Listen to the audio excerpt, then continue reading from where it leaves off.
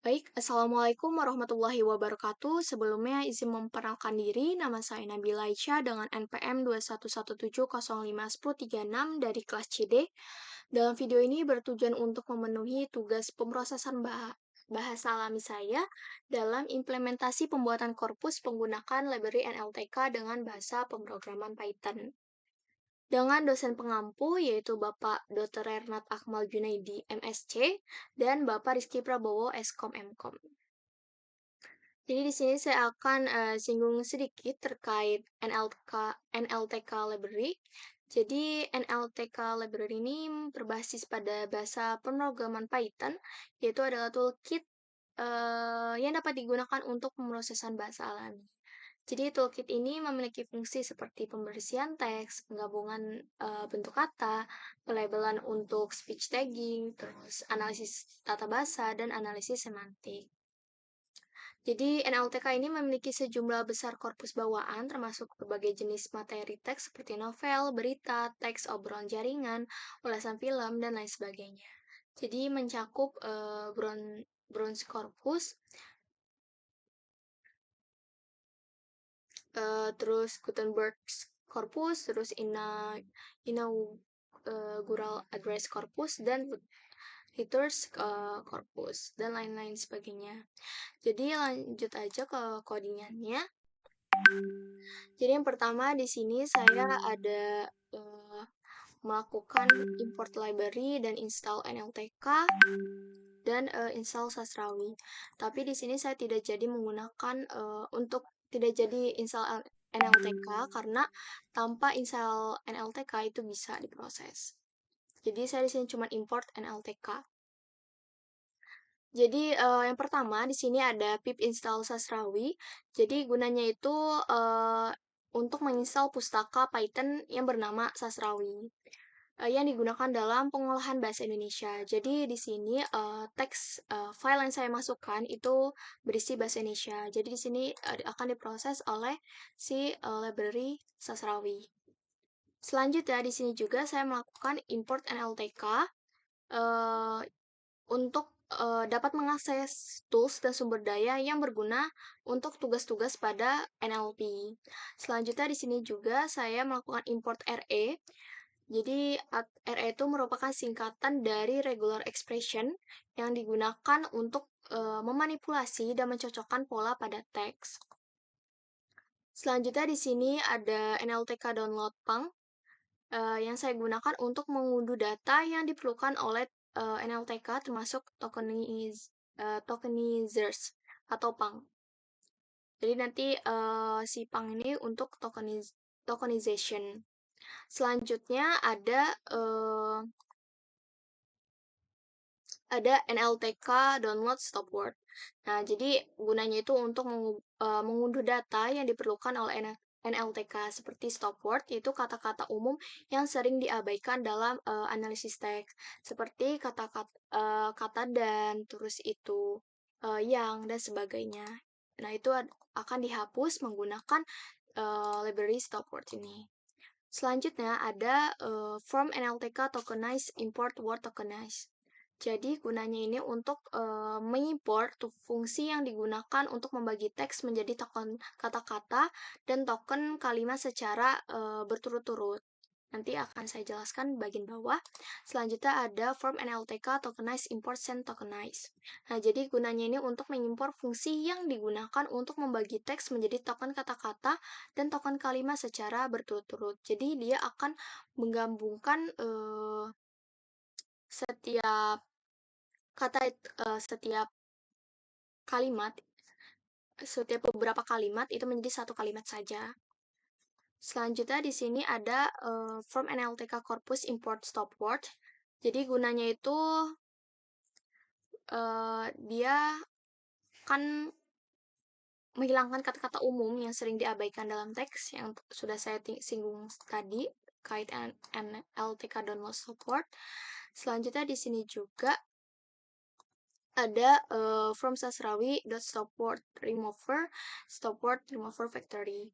ada import support remover factory, support remover, dan array dictionary. Jadi gunanya itu untuk mengimpor komponen-komponen dari library sastrawi yang digunakan untuk menghapus support dalam bahasa Indonesia dalam teks. Jadi untuk hasil runningan pada kolom pertama yaitu seperti ini. Jadi berhasil untuk diinstal library-library-nya. Selanjutnya di sini saya melakukan read file, yang mana untuk filenya itu bernama tokenization.txt dengan format txt. Nah, selanjutnya pada codingan ini itu digunakan untuk membuka file dengan nama tokenization.txt ini dalam mode baca R atau read gitu ya. Kemudian membaca isi file tersebut dan menyimpannya dalam bahasa variable text. Jadi di sini saya akan menyimpan file teks-teks yang ada di tokenization.txt itu dalam variable text gitu ya. Dan akhirnya mencetak isi dan variabel dari teks. Dengan kata lain, kode ini untuk membaca dan mencetak isi dari file tokenization.txt. Jika file tersebut ada dan dapat dibaca, maka isi dari file tersebut akan dicetak ke layar. Nah, ini hasil cetaknya, hasil outputnya dari codingan ini. Selanjutnya, di sini saya melakukan punctuation yang mana sini ada new text ya. Jadi di sini ada RE. Jadi source code yang di sini itu digunakan untuk menghapus tanda baca dari teks yang telah dibaca dari file yang disimpan dalam variable text. Jadi dia akan menghapus tanda baca yang ada di sini. Ya seperti tanda koma, terus tanda titik, dia akan menghapus tanda baca yang ada di variable text dan mengubahnya ya menghapus tanda baca dari variabel teks ini, dia akan disimpan dalam variabel new text tuh.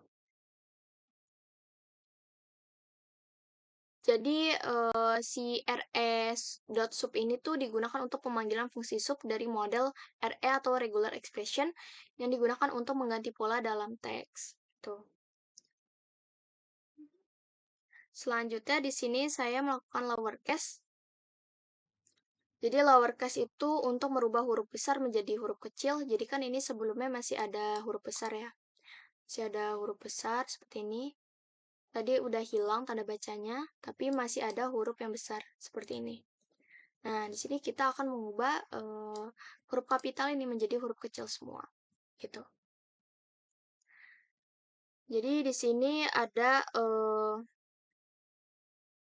codingan untuk lower text sama dengan new text lower. Jadi digunakan untuk membersihkan dan jadi untuk mengonversi teks yang telah dibersihkan dan disimpan dalam variabel new text. Jadi new text lower ini ialah untuk pemanggilan metode lower pada string new text. Selanjutnya untuk print lower text ini untuk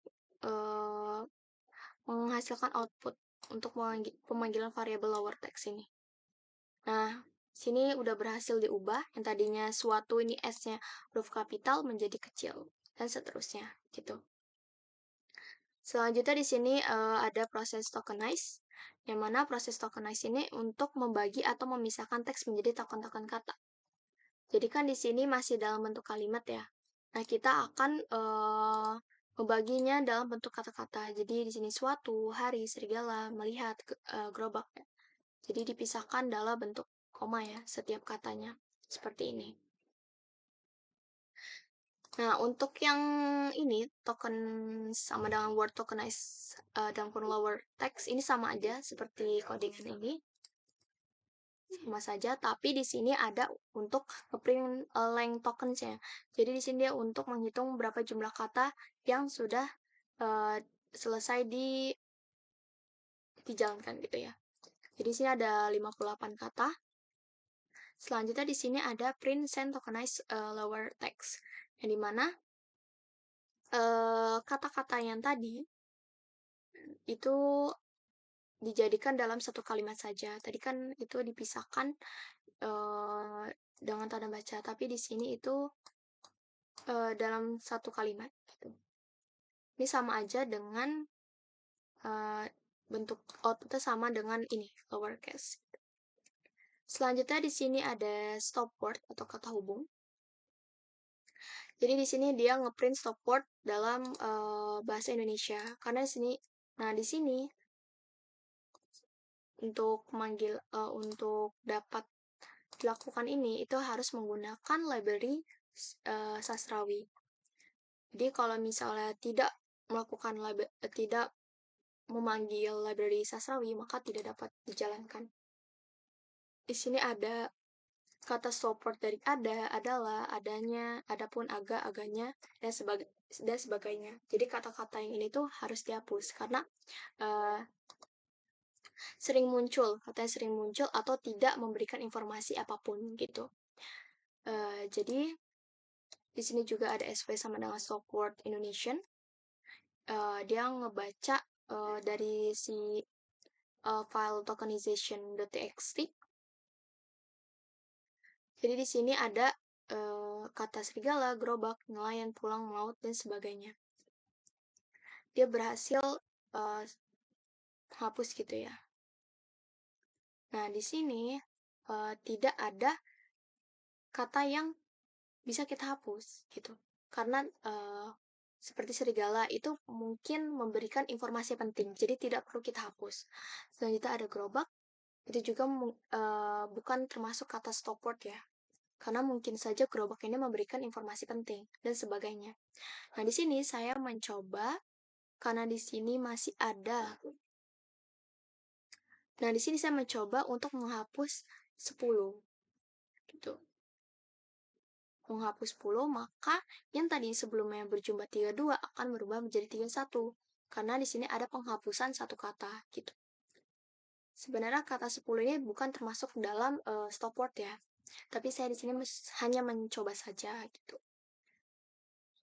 Jadi intinya begitu dalam penjelasan tokenization pada kali ini. Mohon maaf apabila ada kesalahan ataupun kekurangan kata. Saya akhiri. Wassalamualaikum warahmatullahi wabarakatuh.